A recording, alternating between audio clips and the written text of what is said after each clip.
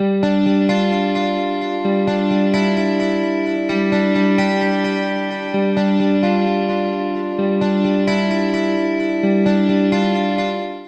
to introduce myself first, I'm Dr. Charlotte Holland and I work in the School of Education Studies here in DCU.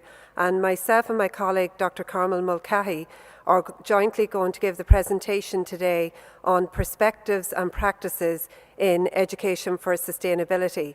We're going to just give a little bit of a sense of who we are, first of all. I'm very much a product of DCU. I completed my primary degree here in physics, a master's in computers and a PhD in education. So I've kind of migrated through almost every discipline here in the university. I've been heavily involved in research on education for sustainable development for the last, I think, about 10 years. I gave my very first presentation, though, 25 years ago, believe it or not, as an undergraduate student, when I gave a presentation on what was then called global warming, which is now categorized obviously differently as climate change. Carmel is going to... Hi, good afternoon. I'm coming from probably a more traditional background than Charlotte's. I'm not totally a product of DCU.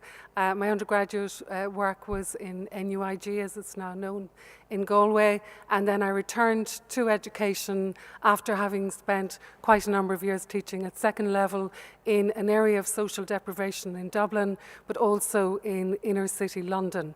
I came back to do my master's and then proceeded to do my PhD.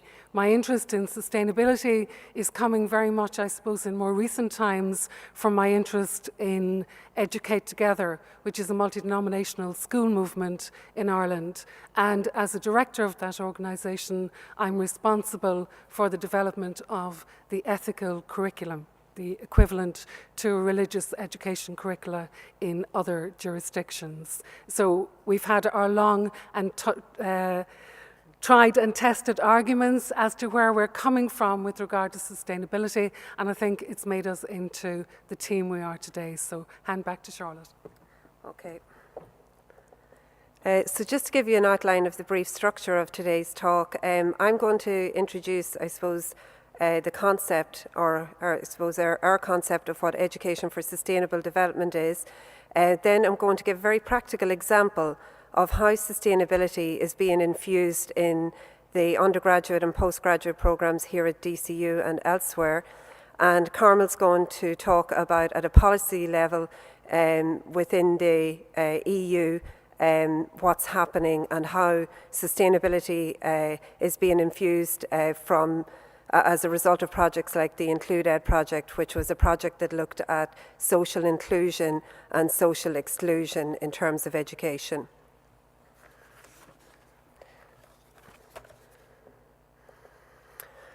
So I'm going to begin the presentation today just introducing a concept, a theory of the evolution of Earth that was introduced by Vladimir Vernadsky. Vladimir Vernadsky, he was a Russian, or a Soviet at that time, mineralogist and biochemist. And he described the evolution of planet Earth as happening in 3 phases. The first phase he called the geosphere. And the geosphere is really the geological forces that brought the planet as we know it together. So I suppose those geological forces that formed the mountains, the terrain, the landscape that we see together. The second phase that Vernadsky described is the biosphere, and this was really the biological forces that populated the Earth with animal and plant life. And the third phase, according to Vernadsky, is the noosphere. And this sphere really looks at us as humans, I suppose the human mind, and what happens when the human mind starts working in terms of our actions. And he believed that the human race has now evolved into a powerful force that is shaping the planet in which we live. So it's important, really, I suppose, to think about Vernadsky. When Martin started this afternoon, he opened his speech talking about globalization, and he talked about our power, our ability to connect with each other, and in particular, the social networking tools that are available. So I suppose the advent of Web 2 and Web 3 technology means that the potential for a collective intelligence that Siemens describes is here with us now, and this collective intelligence can be used for better or worse to shape the planet in which we live. So in terms of sustainable development, the word development would suggest progress, and sustainable is a capacity to endure beyond the present.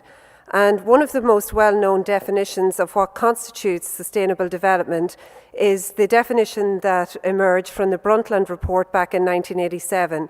And that is development that meets the needs of the present without compromising the ability of future generations to meet their needs.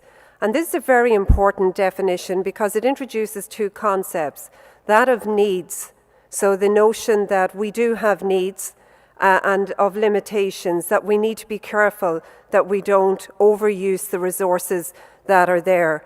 And back in 1987, when this report emerged, the context, I suppose, for needs and limitations, or one of the contexts, was that in the developing world,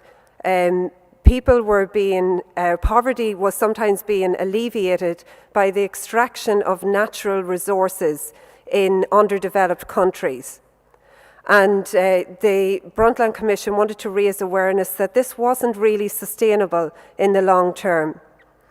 So from the Brundtland Report and Commission, there was an awareness that sustainability has multiple dimensions, and both Martin and Brian have articulated very well three of these dimensions, which is the environment, the economic, and the social. But what is being included now in terms of sustainability or sustainable development is the dimension of culture, which was subsumed within a society, but has been separated because there's increasing recognition that our values base, which can be related to our culture and our tradition, very much filters how we behave. So because of this, I suppose you could call it a fourth cornerstone of sustainability, is increasingly appearing in the literature, both in UNESCO and other organizations. So in terms of achieving sustainability, what we're trying to do is balance each of the four cornerstones of environment, society, culture, and economy. So the idea is that if we have a viable economy, a healthy and just society, an environment that is sound, and respect for the diversity of cultures that exist, that we are moving towards the true notion of what constitutes sustainability. And this particular diagram is what I would call a multi-flow diagram. Often when people talk about sustainability, they start with environment. So they start with, for example, an issue like climate change, and they talk about the impact of that on particular societies, whether it's the impact of drought in Africa, the impact of floods in Bangladesh, and of course the poverty that comes with that, and the economic deprivation, and the impact on culture. But it's important to realize that issues in sustainability can happen across any of the four cornerstones. And we're in Ireland at the moment, so to take the context here of Ireland, and maybe starting from the right-hand side of the diagram at economy, the unsustainable banking practices and I suppose policies during the Celtic Tiger economy era has resulted in a lot of hardship here in society in Ireland. So we have a high incidence of unemployment. We also have immigration. In terms of the environment, well, the built environment has certainly been badly affected. We're all very familiar with the often used term, the ghost estates that exist around the countries. And it's also impacting on Irish culture. And there are a number of examples there, but probably the one that I most use is, I believe in some parts of Mayo that the GAA are finding it hard to find enough players to field a team because many of their players have emigrated. So it is having an impact on culture, and it's important to remember that. So what can we do at a practical level? Well, here in DCU, we're very serious about looking at how sustainability can be infused in the programs and also in general practice across the university. And we have a strategy for infusing sustainability that's under discussion. And this strategy, as it stands, comprises 4 different levels. The first level in the strategy is fostering an ethos and culture of sustainability.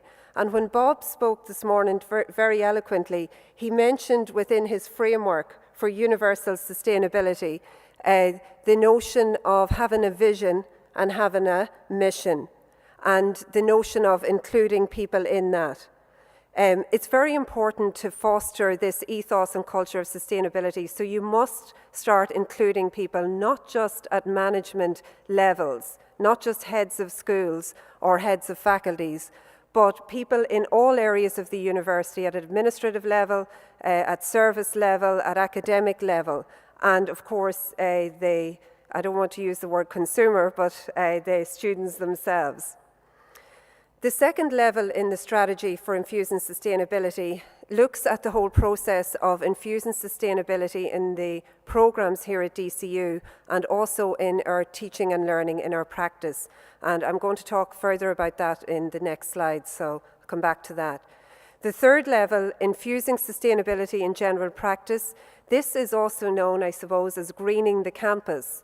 So it looks at various elements of campus operations. And DCU has a director of sustainability at the moment who has a working group, and they are at present identifying ways in which operations and the management of operations can be progressed in a more sustainable way. The fourth element of the strategy for infusing sustainability is capacity building in sustainability within research units and across what I would call connected communities. There is a lot of work being done across different faculties and schools and research units in DCU that is related to sustainability. But we are now engaging in a process of mapping, exactly what is being done and which elements of the cornerstones of sustainability this research is addressing.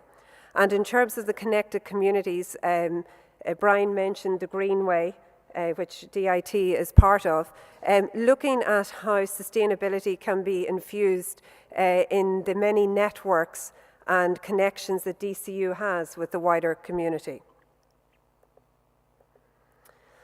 So I said I would talk again about our strategy or our infusion of sustainability in the curriculum here at DCU.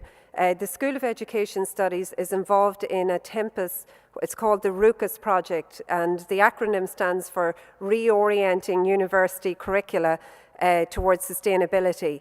And this particular research project involves 14 countries, 6 in the Middle East and the rest in Europe. And it involves universities, those involved in higher education. And what we're trying to do is to learn from each other on what is the best way to infuse sustainability in undergraduate programs. We're not looking at isolating what are the topics that should be covered in sustainability and preparing a particular module or suite of modules. We want to look and see how it can be infused in each module across various different faculties. And the particular universities that are involved have included, for example, we have 2 in Beirut, we have 3 in Egypt and 2 in Jordan. And these universities have staff and students that come from medical schools, from the engineering, from the sciences, and that's something that Brian also talked about, that sustainability is not something that is the domain of the sciences. It's important that it's recognized that sustainability is part of every discipline within the university. So what have we done to date? Well, basically we have infused, so we have added sustainability concepts and principles to about 50 different modules so far across the partner universities. We've trained about, I think, 70 staff at the moment on the process of infusion and also what kind of teaching and learning practices need to be engaged in. We are also developing an instrument that will measure how equipped our graduates are in terms of sustainability competencies. And we're basing that instrument on the 5 pillars of learning. I suppose the first 4 of these pillars really were identified by Jacques Delors back in 1996, and they're known as the competencies for the 21st century. So learning to know about sustainability, learning to do, learning to practice sustainability, learning to be, which is really an examination of the learner themselves, what their values base is and how that may impact on their actions, learning to live together, which is very much, I suppose, the interpersonal, how we relate with each other. And the last one UNESCO added in, I think, around 2004, which is learning to transform oneself and society. And they see this particular pillar as critical to progressing sustainability.